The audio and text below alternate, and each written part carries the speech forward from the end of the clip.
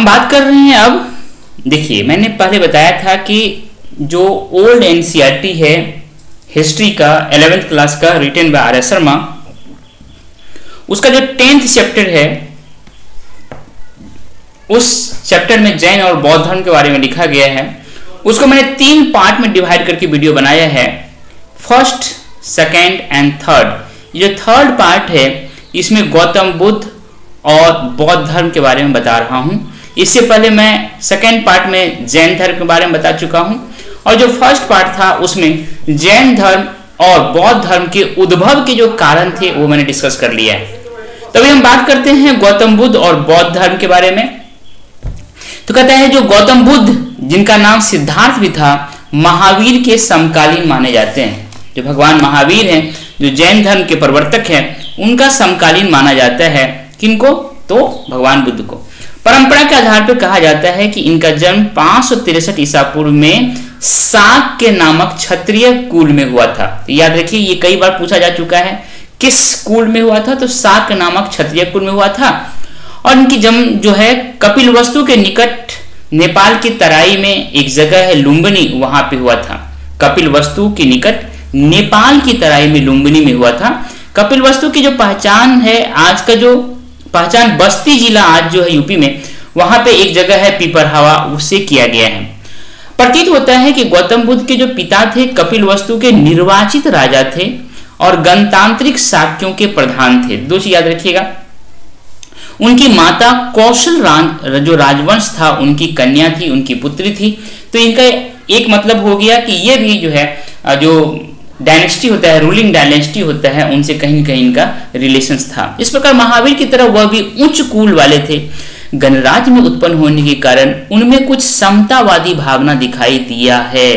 गौतम बुद्ध का जो भावना है, गौतम बुद्ध का जो थॉट प्रोसेस है, उनमें उनका जो बर्थ प्लेस है, जिस जगह बर्थ लिया, जिस माहौल में पैदा हुए, बढ़े, उनका इम्पैक्ट पड़ा है। इसलिए वो बहुत ही ज्यादा समतावादी भावना भी उनके विचारों में पाया जाता है। बचपन में गौतम का ध्यान आध्यात्मिक चिंतन की ओर ज्यादा था। शीघ्र ही उनका विवाह करा गया। दाम्पत्य जीवन का मन लगा नहीं, तो सांसारिक दुख को देखकर वो द्रवित हो जाते थे। इन्हीं का निवारण के लिए उन्होंने लगातार सोचते रहते थे और 29 वर्ष की अवस्था में वो अपने घर से निकल गए। 7 वर्ष तक भटकते रहे। 35 वर्ष की अवस्था में गया जो है ना, बोध गया, वहां पे एक पीपल का वृक्ष था, उनके नीचे उनको ज्ञान की प्राप्ति हुई और तब से वो बुद्ध अर्थात प्रज्ञावान कहलाने लगे। बुद्ध अर्थात प्रज्ञावान, समझ में आ गया? ये कहानी है। गौतम बुद्ध ने अपने ज्ञान का प्रवचन जो दिया, प्रथम प्रवचन कहाँ दिया है, ये सवाल बार बार पूछता है। ज्ञान कहाँ प्राप्ति हुई, गया में हुआ, ये भी सवाल पूछता है। तो प्रथम प्रवचन उन्होंने सारनाथ में दिया था। सारनाथ कहाँ है? तो आज का जो वाराणसी है यूपी में, वहां है।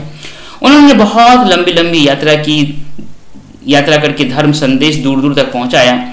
लगभग वो एक दिन में 20 से 30 किलोमीटर पैदल चल लेते थे। ये बहुत बड़ी स्टैमिना था उनका। वे लगातार 40 साल तक उपदेश देते रहे। एक दिन में 20 से 40 साल तक उपदेश देते रहना, चिंतन मनन करते रहे, घूमते और भटकते रहे। केवल बरसात में ही वो एक स्थान पर टिकते थे। इस लंबी अवधि में उनका ब्राह्मणों सहित बहुत से प्रतिद्वंदी कट्टरपंथियों से मुकाबला हुआ। वे शास्त्रास्त्र में सभी को पराजित करते गए। उनके धर्म प्रचार के कार्यों में ऊंच नीच, अमीर गरीब, स्त्री पुरुष के बीच कोई भेदभाव नहीं रहता था। एक परंपरा के अनुसार गौतम बुद्ध 80 वर्ष की उम्र में 483 ईसा पूर्व में कुशीनगर नामक एक स्थान है, वहां पे स्वर्गवासी हो गए। इस स्थान की पहचान किसे की गई है? तो पूर्वी उत्तर प्रदेश के देवरिया जिले में एक जगह है, कसिया नामक गांव से है। पुरातत्व के आधार पर वर्तमान महावीर और गौतम बुद्ध को निश्चित रूप से 6ठी शताब्दी ईसा पूर्व में रखना संभव नहीं है। देखिए किताब में जो लिखा गया है, लिटरेरी सोर्स जो कहता है, उनके जब आर्कोलॉजिकल सोर्स से मैच कराने की कोशिश करता है तो कहता है कि आर्कोलॉजिकल सोर्स के आधार पे हम इनको 6th सेंचुरी BC में हम बड़ा मुश्किल है गौतम बुद्ध और महावीर को रखना। हाँ, जो 5th इन दोनों को 6ठी शताब्दी में रखना कठिन है। दोनों नगरों का संबंध, दोनों का नगरों से संबंध था और नगर का उदय ही हुआ है 500 ईसा पूर्व तक नहीं हुआ था। जब 500 ईसा पूर्व तक नगर का उदय हुआ ही नहीं था तो और इन दोनों का नगरों से संबंध है तो हम इसको 6ठी शताब्दी में नहीं रख सकते हैं, यही बात इतना कहा गया है। तो लेकिन इससे आपको कोई लेना देना है नहीं, ये सब जो है ना, इससे आपका पीटी मेंस इंटरव्यू निकलना, इससे कोई डायरेक्ट लिंक नहीं है, इस सबको रहने दीजिए, है ना। आगे बढ़ते हैं। बौद्ध धर्म के सिद्धांत। बुद्ध बहुत व्यवहारिक सुधारक थे, बहुत ही साइंटिफिक टेम्परामेंट वाले कोई भी रिलीजियस रिफॉर्म भारत में हुआ है तो वो ये बौद्ध धर्म भी हुआ है, गौतम बुद्ध के द्वारा प्रतिपादित। गौतम बुद्ध बहुत ही साइंटिफिक टेम्परामेंट वाला व्यक्ति थे। उन्होंने अपने समय की जो वास्तविकताओं है उनको खुली आंखों से देखा। एक होता है बस किसी से सुन लिया, लेकिन घूम घूम के पूरा खुली आंखों से देखा, सुना, समझा। वे उन निरर्थक वाद विवादों में नहीं उलझे जिसमें कि आत्मा परमात्मा के बारे में जोरों से वाद विवाद चल रहा था। उस समय उलझे ही नहीं। लोग सवाल पूछते थे, इस सवाल पे उन्होंने मौन हो जाते थे। उन्होंने अपने को सांसारिक समस्याओं में लगाया। उन्होंने कहा कि संसार दुखमय है ना। अदर वर्ल्डली जो समस्या है उसमें उन्होंने लगाया ही नहीं। दिस वर्ल्डली मतलब इस सांसारिक समस्या जो है उस पर अपने दिमाग को लगाया, ध्यान लगाया। उन्होंने कहा कि संसार दुखमय है, लोग केवल काम अर्थात इच्छा और लालसा के कारण दुख पाते हैं। यदि काम अर्थात लालसा पर विजय पा ली जाए तो निर्वाण प्राप्त हो जाएगा, जिसका अर्थ है कि जन्म और मृत्यु की चक्र से मुक्ति मिल जाएगा। कितना सिंपल भाषा में लोगों को समझा दिया। देखो संसार दुखमय है और दुख का कारण क्या है, तो काम अर्थात लालसा, इच्छा है। यदि इस इच्छा, लालसा या काम पे विजय प्राप्त कर लिया जाए तो आप निर्वाण प्राप्त कर सकते हो और जन्म और मृत्यु के चक्र से मुक्ति मिल सकता है। कितना सिंपल सहज भाषा में बड़े बड़ी चीजों को समझा दिया गौतम बुद्ध ने। गौतम बुद्ध ने दुख की निवृत्ति के लिए अष्टांगिक मार्ग दिया। दुख है तो दुख का निवारण है और दुख का निवारण का मार्ग है। मार्ग क्या है, तो 8 उपाय बताए हैं, अष्टांगिक मार्ग कहा जाता है। यह अष्टांगिक मार्ग ईसा पूर्व 3री सदी के आसपास के एक ग्रंथ में बुद्ध का बताया हुआ कहा गया है। अच्छा, ये क्या है मार्ग देख लेते हैं। कहता है कि सम्यक दृष्टि होना चाहिए, सम्यक संकल्प, सम्यक वाक, सम्यक कर्मांत, सम्यक आजीव, सम्यक व्यायाम, सम्यक स्मृति, सम्यक समाधि। यदि कोई व्यक्ति इन 8 मार्गों का अनुसरण करे तो उसे पुरोहितों के फेर में नहीं पड़ना पड़ेगा और वो अपना लक्ष्य प्राप्त कर सकता है। इस 8 को अपने जीवन में अपनाना है। उनकी शिक्षा है कि न अत्यधिक विलास करना चाहिए, न अत्यधिक संयम ही रहना चाहिए, मध्यम मार्ग अपनाना चाहिए। वो मध्यम मार्ग के प्रशंसक थे। जैन तीर्थंकरों की तरह बुद्ध ने भी अपने अनुयायियों के लिए आचार नियम बनाए, है ना। आचार संहिता के मुख्य नियम थे कि पराये धन का लोभ नहीं करना, हिंसा नहीं करना, नशे का सेवन नहीं करना, झूठ नहीं बोलना और दुराचार नहीं करना। सामाजिक आचरण के ये नियम समान रूप से प्रायः सभी धर्मों पर निर्धारित है, सभी धर्मों पर ये लागू होता है। आगे देखिए, बौद्ध धर्म की विलक्षणता और इसके प्रसार का कारण, ये बहुत ही इंपॉर्टेंट है कि बौद्ध धर्म की क्या विशेषताएं हैं, क्या है जिसके कारण ये इनका प्रसार हुआ। बौद्ध धर्म ईश्वर और आत्मा को नहीं मानता है। जैन धर्म देवता को मानता है पर जीन से नीचे मानता है, लेकिन मानता तो है। लेकिन बौद्ध धर्म देवता या ईश्वर को नहीं मानता है, याद रखिएगा, आत्मा को भी नहीं मानता है। इस बात को हम भारत के धर्मों के इतिहास में क्रांति कह सकते हैं। बौद्ध धर्म शुरू में दार्शनिक वाद विवादों के जाल में नहीं फंसा था, इसलिए सामान्य लोगों को भाया। फिलोसफिकल बात लोगों को समझ में नहीं आता है, सामान्य लोगों को इस बातों में उलझना नहीं चाहते। और गौतम बुद्ध इन चीज़ों में उलझे नहीं, सामान्य चीज़ों जो सांसारिक समस्याएं हैं उनके बारे में बात किए, इसलिए सामान्य लोग को ये बहुत अट्रैक्टिव लगा, बहुत ही भाया। यह विशेष रूप से निम्न वर्णों का समर्थन पा सका क्योंकि इसमें वर्ण व्यवस्था की निंदा की गई है। याद रखिए, अगेन 3 चीज, ईश्वर नहीं मानता, आत्मा को नहीं मानता, वर्ण व्यवस्था की निंदा की गई है।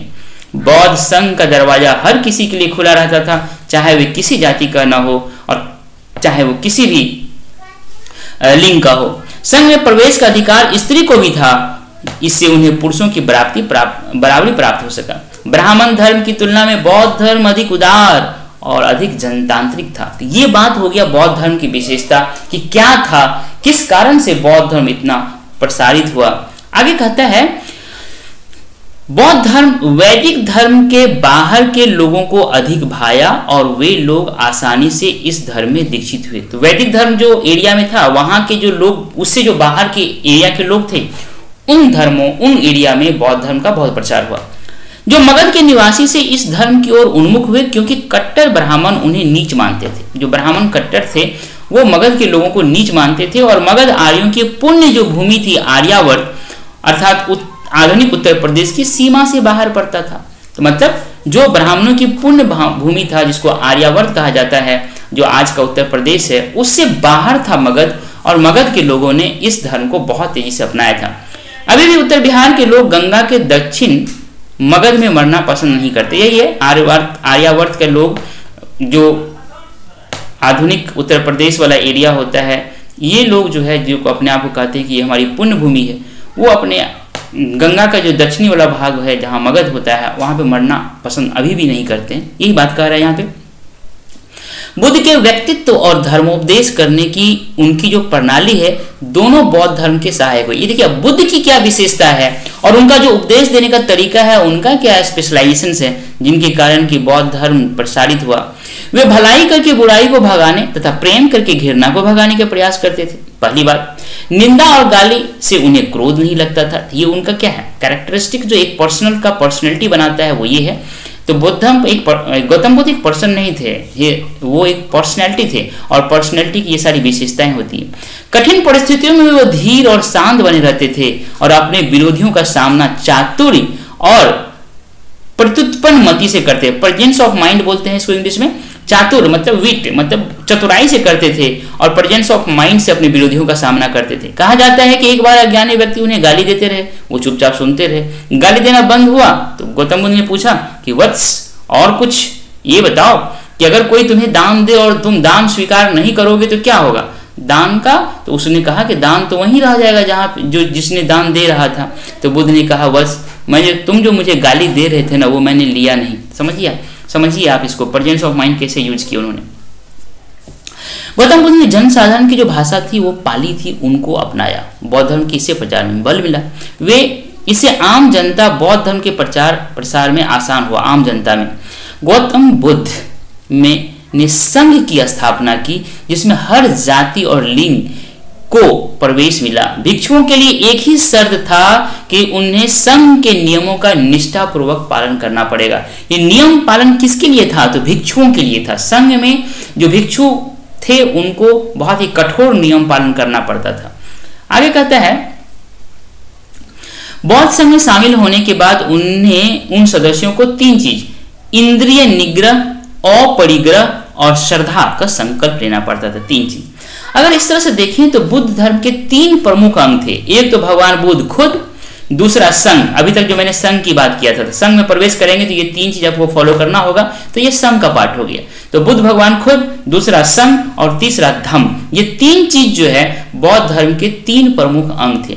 संघ के तत्वाधान में सुगठित प्रचार की व्यवस्था होने से बुद्ध का जीवन काल में ही बौद्ध धर्म तेजी से प्रगति की। मतलब भगवान बुद्ध जीवित थे उसी समय बौद्ध धर्म बहुत तेजी से प्रगति किया।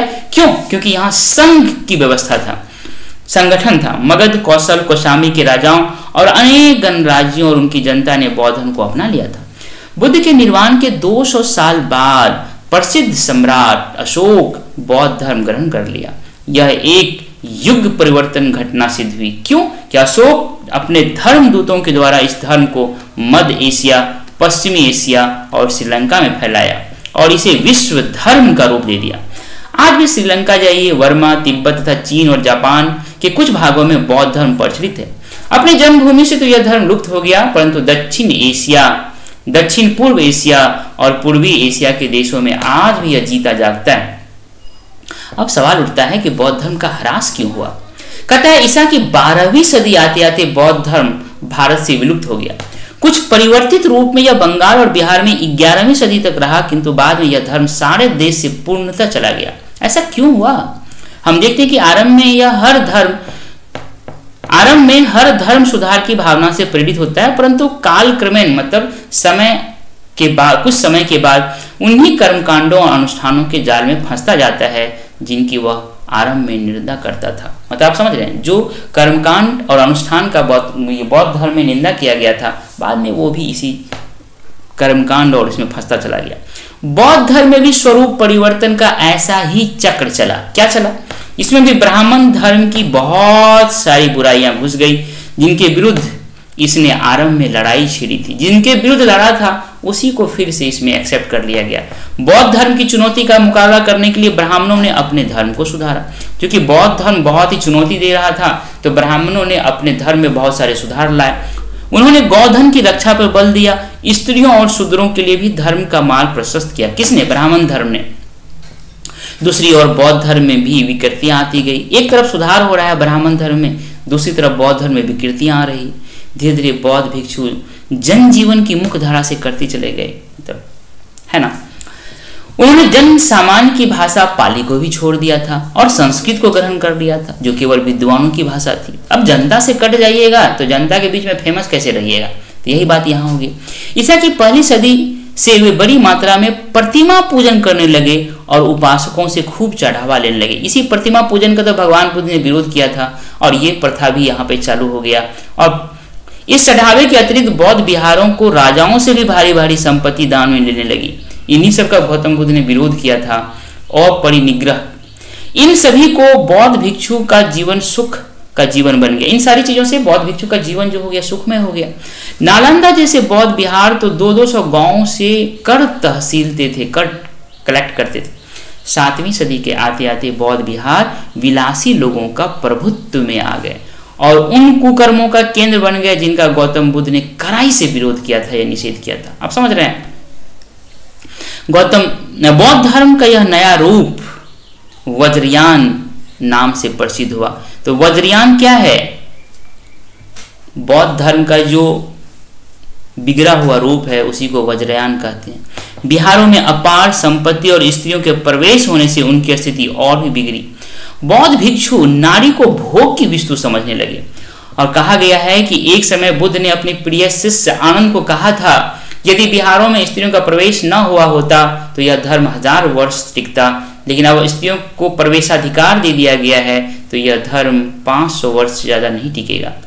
कहा जाता है कि ब्राह्मण शासक पुष्यमित्र, अब देखिए दूसरा फैक्टर है इसके डिक्लाइन का, मतलब अगला फैक्टर क्या है? पुष्यमित्र ने क्या किया था? बौद्धों को बहुत सताया था। सताए जाने के उदाहरण ईसा पूर्व 6वीं-7वीं सदियों में मिलते हैं। शैव संप्रदाय के एक राजा थे मिहिरकुल, है ना, हून राजा मिहिरकुल, सैकड़ों बौद्धों को घाट उतार दिया था। गौड़ देश के शिवभक्त शशांक थे। इन्होंने तो बौद्ध वृक्ष जहां पे भगवान बुद्ध को ज्ञान प्राप्ति हुई थी उस वृक्ष को ही कटवा दिया था। आया है हुएनसांग, भारत आए थे, चीन के यात्री थे। उन्होंने लिखा है कि 1600 स्तूप और विहार तोड़ डाले गए और हजारों भिक्षुओं और उपासकों को मार डाला गया था। इसमें कुछ न कुछ सच्चाई अवश्य होगी।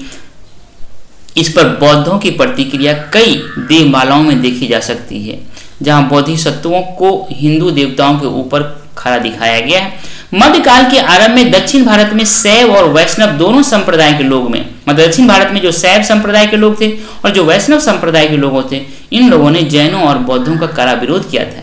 ऐसे संघर्षों से बौद्ध धर्म अवश्य कमजोर हुआ होगा। आगे देखते हैं। बिहारों में अपार संपत्ति को देखकर जो तुर्क हमलावर थे वो भी यहाँ पे अटैक करना शुरू कर दिए। बिहार उन लोभी हमलावरों के विशेष लक्ष्य हो गया। तुर्कों ने बिहार में अनेक बौद्ध भिक्षुओं का संहार किया, जबकि कुछ भिक्षु जान बचाकर नेपाल और तिब्बत भाग गए। मोटे तौर पर 12वीं सदी तक बौद्ध धर्म अपनी जन्मभूमि से करीब करीब गायब हो चुका था। ये बात समझ में आ गई? अब हम बात क्या करेंगे? बौद्ध धर्म की उपादेयता और प्रभाव का। मतलब क्या हो गया? Importance and influence of Buddhism, है ना। इंपॉर्टेंस क्या है और इन्फ्लुएंस क्या है बौद्ध धर्म का?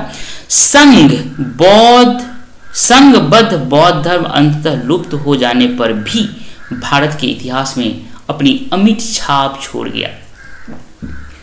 ईसा पूर्व 6वीं सदी में पूर्वोत्तर भारत की जनता के सामने जो समस्या खड़ी थी उनकी ओर बौद्धों ने प्रबल जागरूकता दिखाई। मतलब देखिए, उस समय जनता बहुत परेशान थी। उस परेशानियों का सॉल्यूशन अगर किसी ने निकालने की कोशिश किया तो बौद्ध धर्म ने किया।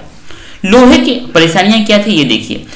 लोहे की फाल वाले हल से चली खेती, व्यापार और सिक्कों, है ना। लोहे के फाल जो चलता था उससे जो खेती होती थी, उसके बाद जो व्यापार होता था, जो सिक्का होता था, कि प्रचलन से व्यापारियों और अमीरों को धन संचय करने का मौका मिला। 80 कोटि धन वाले व्यक्ति की भी चर्चा मिलता है। इन सभी से स्वभावतः सामाजिक और आर्थिक असमानता भारी मात्रा में उत्पन्न हुआ होगा। इसलिए बौद्ध धर्म ने घोषणा की धन संचय नहीं करना चाहिए। तो देखिए सॉल्यूशन दिया। इस धर्म के अनुसार दरिद्रता, घृणा, क्रूरता और हिंसा की जननी है। इस धर्म के अनुसार जो दरिद्रता है वह घृणा, क्रूरता और हिंसा की जननी है। लोग जब दरिद्र रहेगा ना तो वो दूसरे से घृणा करेगा, वो क्रूर होगा और हिंसा होगा। इन बुराइयों को दूर करने के लिए बुद्ध ने उपदेश दिया कि किसानों को बीज और अन्य सुविधाएं मिलनी चाहिए, व्यापारियों को धन मिलना चाहिए, श्रमिकों को मजदूरी मिलना चाहिए। कितना साइंटिफिक है ना। आज मॉडर्न में कार्ल मार्क्स के बारे में कहा जाता है, उनसे बहुत पहले भगवान बुद्ध ने ऐसी ऐसी बातें कह के चले गए। इन उपायों की अनुशंसा सांसारिक दरिद्रता को दूर करने के लिए किया गया है। अगर आप ये सारी चीजों को अपनाइएगा तो जो सांसारिक दरिद्रता है वो दूर होगी। बौद्ध धर्म की यह उपेयता मतलब इंपॉर्टेंस, बौद्ध धर्म यह भी उपदेश देता है कि जो दरिद्र व्यक्ति भिक्षुओं को भूख देगा वह अगले जन्म में धनवान होगा। क्या मतलब? कहता है कि जो दरिद्र व्यक्ति भिक्षुओं को भूख देगा वो अगले जन्म में धनवान होगा। ये बात समझ में आ रहा है? भिक्षुओं के आचरण के लिए बनाई गई नियम संहिता ईसा पूर्व 6वीं और 5वीं सदी वाले पूर्वोत्तर भारत की भौतिक स्थिति के प्रति हो रही प्रतिक्रिया की झलक देती है। मतलब उस समय में जो कुछ भी हो रहा था उसको कंट्रोल करने के लिए जो नियम बनाया जाता है, उस नियम से भी आप ये समझ सकते हैं कि अगर ऐसा नियम बना है तो जरूर उस समय में इस नियम के विरुद्ध बहुत कुछ होता होगा, इसीलिए उसको कंट्रोल करने के लिए नियम बनाया गया है। आप समझ रहे हैं हम क्या कहना चाह रहे हैं?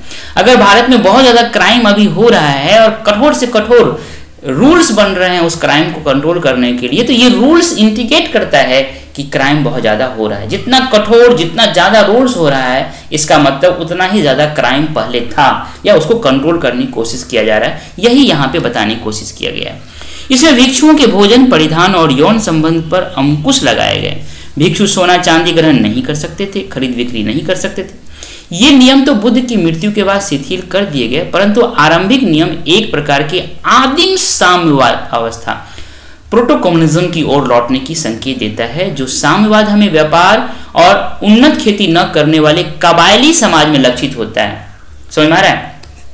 ट्राइबल्स में ये लक्षित होता है। इस तरह का समाज अगर कहीं है तो जो पहले का जो कबायली समाज था वहां पे था।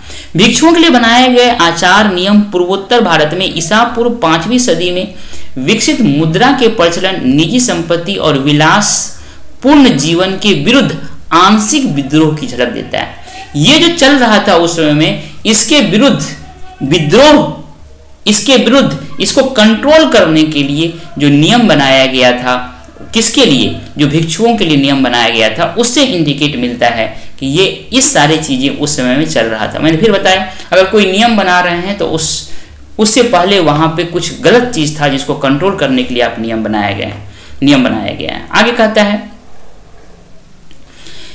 उन दिनों मुद्रा और संपत्ति विलास की वस्तुएं मानी जाती थी। बौद्ध धर्म में ईसा पूर्व 5वीं सदी के भौतिक जीवन में उत्पन्न बुराइयों को दूर करने का प्रयत्न किया। समझ में आ रहा है? साथ ही साथ लोगों के सामाजिक एवं आर्थिक जीवन में हुए परिवर्तनों को अस्थायी बनाने की ओर भी कदम उठाया गया।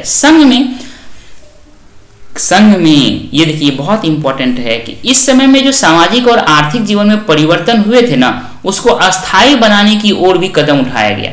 मतलब ये मल्टी डायमेंशनल वे अपनाया जा रहा है गौतम बुद्ध के द्वारा। जहां जैसा डिमांड होता है वैसा अपने आप को ढाल लेने की जो है इसमें इस धर्म में क्षमता था उसमें। देखिए, जिसमें परिवर्तन हो रहा है सामाजिक आर्थिक, उस परिवर्तन का विरोध नहीं कर रहा है, उन परिवर्तन को अस्थायी बनाने की ओर भी कदम उठाया जा रहा है। कहीं उसका विरोध भी हो रहा है। अगर कहीं उस परिवर्तन से जनता परेशान है तो उस परिवर्तनों का विरोध भी किया जा रहा है। जहां ऐसे परिवर्तन को अस्थायी बनाने की जरूरत है वहां अस्थायी बनाने के लिए भी कदम उठाया जा रहा है। इनको समझिएगा। संघ में कर्जदारों का प्रवेश वर्जित कर दिया गया। इससे स्पष्ट था जो महाजन और धनवान लोग थे, जो उस समय में नया नया धनवान और महाजन लोग बने थे, उनको लाभ हुआ। तो समझ में आ गया, क्योंकि कर्जदार अब संघ में शामिल होकर उनके शिकंजे से मुक्त नहीं हो सकते थे। इसका मतलब जो नए नए वर्ग बने थे महाजन और धनवान का, इनको फायदा हो गया। इसी प्रकार संघ में दासों का जो प्रवेश था ना, वह निषेध था। ये सब फैक्ट है। संघ में दास प्रवेश कर सकते थे कि नहीं? तो नहीं कर सकते थे। संघ में कर्जदार प्रवेश कर सकते थे कि नहीं? तो नहीं कर सकते थे, जो दासों के स्वामियों के लिए लाभकर हुआ। इस प्रकार गौतम बुद्ध के उपदेशों और नियमों में भौतिक जीवन में आए परिवर्तनों की पूरी ध्यान रखा गया था और सैद्धांतिक रूप से उसे दृढ़ बनाया गया था। ये समझ में आ रहा है? बहुत सवाल उठते हैं यहाँ, बहुत सवाल बनेंगे आपके, बहुत सारे सवाल यहाँ हैं जिसको अगर आप बढ़िया से पढ़ लिए तो बहुत क्वेश्चन एग्जाम्स में आप सॉल्व कर सकते हैं। यूं तो बौद्ध भिक्षु संसार से विरक्त रहते और बार बार लोभी ब्राह्मणों की निंदा करते थे, फिर भी कई मामलों में ब्राह्मणों से उनका साम्य था। दोनों उत्पादन में प्रत्यक्ष रूप से भाग नहीं लेते थे, समाज से मिली भीख या दान पर जीते थे। दोनों ही बताते हैं कि परिवार का पालन करना, निजी संपत्ति की रक्षा करना और राजा का आदर करना अच्छा है। दोनों वर्गमूलक समाज व्यवस्था के समर्थक थे। ये देखिए फिर क्वेश्चन है कि बौद्ध धर्म वर्गमूलक समाज के समर्थक थे या नहीं? तो थे। ये देखिए फिर क्वेश्चन है, कंफ्यूज मत कीजिएगा कि वर्गमूलक समाज मतलब क्लास में, समाज में एक क्लास डिवीजन जो है उनके समर्थक थे। भेद इतना ही था कि भिक्षु वर्ण को गुण और कर्म के अनुसार मानते थे, जबकि ब्राह्मण इस वर्ण को जन्म के आधार पर मानते थे। फिर समझिए, इतना ही भेद था कि जो वर्ण है उनका जो आधार है बौद्ध धर्म के अनुसार गुण और कर्म है और ब्राह्मण धर्म के अनुसार उनका आधार जन्म है, लेकिन दोनों मानते हैं वर्ण व्यवस्था को। आगे कहता है, निसंदेह बौद्ध धर्म का लक्ष्य था मानव को मुक्ति या निर्वाण का मार्ग दिखाना। जो लोग पुराने कबायली समाज के विघटन और निजी संपत्ति के प्रचलन से उत्पन्न हुई घोर सामाजिक असमानताओं को बर्दाश्त नहीं कर सकते थे, उन्हें तो बौद्ध धर्म में कुछ राहत मिली, किंतु ऐसी राहत तो भिक्षुओं के लिए ही संभव थी। गृहस्थ अनुयायियों के लिए तो छुटकारे का कोई उपाय नहीं था, अतः उन्हें मौजूदा स्थिति से समझौता कर लेने का उपदेश दिया गया। देखिए यहाँ पे बोलता है कि आप समझौता कर लो, जो जैसा हो उसको एक्सेप्ट कर लो। बौद्ध धर्म में स्त्रियों और शूद्रों के लिए अपने द्वार खोलकर समाज पर गहरा प्रभाव जमाया। ब्राह्मण धर्म ने स्त्रियों और शूद्रों को एक ही दर्जे में रखा और उनके लिए न यज्ञोपीत संस्कार का विधान किया और न वेदाध्ययन का था। मतलब वे यज्ञ का जो संस्कार होता था वो स्त्रियां और शूद्र नहीं कर सकते थे, वेद का अध्ययन स्त्री और शूद्र नहीं कर सकते थे। लेकिन बौद्ध धर्म ग्रहण करने पर उन्हें इस अधिकारहीनता से मुक्ति मिल गई। आप समझ में आ रहा है? स्त्रियों और शूद्रों के लिए बहुत ही डिग्निफाइड लाइफ अगर कहीं हो सकता था तो वो बौद्ध धर्म में हो सकता था। बौद्ध धर्म ने अहिंसा और जीव मात्र के प्रति दया की भावना जगाकर देश में पशुधन की वृद्धि की। प्राचीनतम बौद्ध ग्रंथ सुत्त निपात में गाय को भोजन, रूप और सुख देने वाली कहा गया है। ये देखिए सवाल पूछा जा सकता है, किस बौद्ध ग्रंथ में गाय को भोजन, रूप और सुख देने वाली कहा गया है? तो आंसर होगा सुत्त निपात। इस कारण उनकी रक्षा करने का उपदेश दिया गया, क्योंकि गाय की रक्षा करने का यह उपदेश इन मौके पर आया जब आर्यतर लोग मांस के लिए और आर्य लोग धर्म के लिए पशुधन का संहार करते जा रहे थे। ब्राह्मण धर्म में गाय की पूजनीयता और अहिंसा पर जोर पड़ने का कारण स्पष्टतः बौद्ध धर्म के उपदेश का प्रभाव था। क्लियर? बौद्ध धर्म ने बौद्धिक और साहित्यिक जगत में भी चेतना जगाई। इसने लोगों को यह सुझाया कि किसी वस्तु को यूं ही नहीं बल्कि भली भांति गुण दोष का विवेचन करके ग्रहण करना चाहिए। मतलब साइंटिफिक टेम्परामेंट। बहुत हद तक अंधविश्वास का स्थान तर्क ने ले लिया। देखिए लॉजिक की बात करता है। इससे लोगों को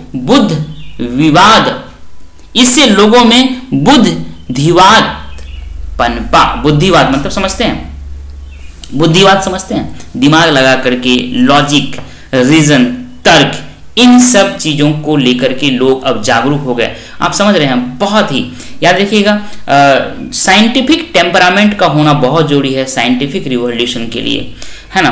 तो ये साइंटिफिक टेम्परामेंट उस समाज में लाने के लिए बौद्ध धर्म का बहुत बड़ा योगदान है।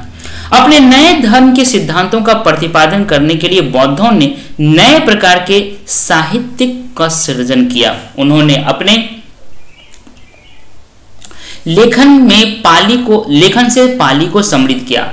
आरंभिक पाली साहित्य 3 कोटियों में बांटा जा सकता है। जो प्रथम कोटि था उसमें बुद्ध के वचन और उपदेश थे। जो दूसरी कोटि था संघ के सदस्यों द्वारा पालनीय नियम आते थे और तीसरी में धम्म का दार्शनिक विवेचन किया गया है। ठीक है, तो 3 तरह का साहित्य है। ईसा पूर्व प्रथम 3 सदियों में पाली और संस्कृत को मिलाकर बौद्धों ने एक नई भाषा चलाई जिसे हाइब्रिड संस्कृत कहा गया। बौद्धों की साहित्यिक गतिविधियां मध्य युग में भी चलती रही, मतलब मिडिवल पीरियड में। पूर्वी भारत की कुछ प्रख्यात अपभ्रंश कृतियां बौद्धों की देन है। बौद्ध बिहार महान विद्या केंद्र हो गए जिन्हें आवासीय विश्वविद्यालय की संज्ञा दी जा सकती है। इन बिहार में नालंदा और विक्रमशिला तथा गुजरात में वल्लभी उल्लेखनीय है ना। प्राचीन भारत की कला पर बौद्ध धर्म का स्पष्ट प्रभाव है। ये देखिए, बहुत इंपॉर्टेंट है आर्ट एंड आर्किटेक्चर को लेकर के, ध्यान से पढ़िएगा, सुनिएगा। भारत में पूजित पहली मानव प्रतिमाएं शायद बुद्ध की है। वो मानव जो प्रतिमाएं हैं जिनको पूजा जाता है, कहा जाता है ऐसी पहली प्रतिमा अगर कोई है तो शायद बुद्ध की ही है। ये कई बार सवाल आ चुका है।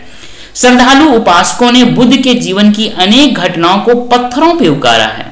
बिहार के गया में और मध्य प्रदेश के सांची और भरहूत में चित्रफलक पैनल मिले हैं। ये क्या है? एक पत्थर का टुकड़ा है, ऐसे टुकड़ा है, उसमें बुद्ध के जीवन से संबंधित बहुत सारी चित्रकारी किया गया है। इसी को चित्रफलक कहा जाता है। इस तरह से बहुत सारे पत्थर मिले हैं जिनमें बुद्ध के जीवन से बहुत सारे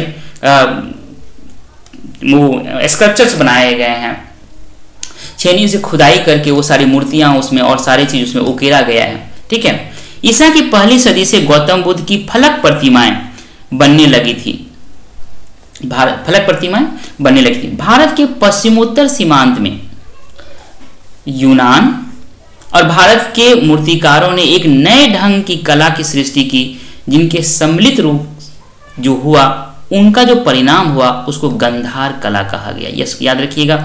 भारत के पश्चिमोत्तर सीमा प्रांत जो है, पश्चिमोत्तर सीमांत में यूनान और भारत के मूर्तिकार, ठीक है, यूनान और भारत के मूर्तिकार दोनों ने मिलकर के एक नए तरह का जो आर्ट को डेवलप किया, उस आर्ट का नाम है गंधार कला।